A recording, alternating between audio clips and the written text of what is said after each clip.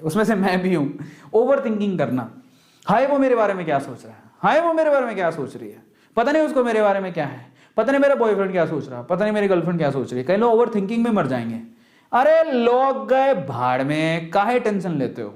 So in that case आप सिर्फ अपने बारे में सोचो, ओवर थिंक करना बंद कर दो। लोग आपके बारे में क्या ओपिनियन रखते हैं कोई मैटर ही नहीं करता, क्योंकि लोगों के पास समय नहीं है।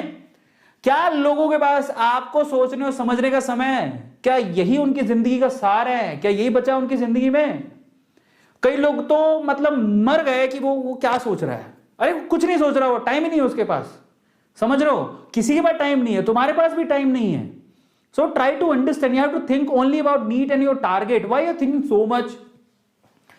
Overthinking actually sucks your mind. Stuck. It will stuck you, man.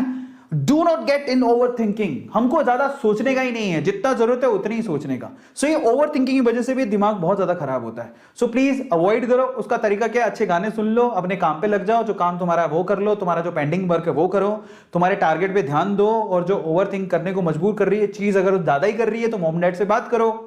समझ में आ रहा है? सो ये 10 चीजें अगर आप ये करते हो तो आपको बहुत ज्यादा माइंड शार्प होगा। फाइनली मैं आपसे कहूंगा, eyes are useless when the mind is blind.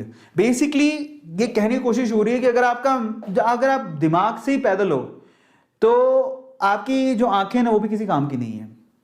आप कितना भी बैठे रहो, कितना भी बुक को देखते रहो, वो ब्लाइंड ही है।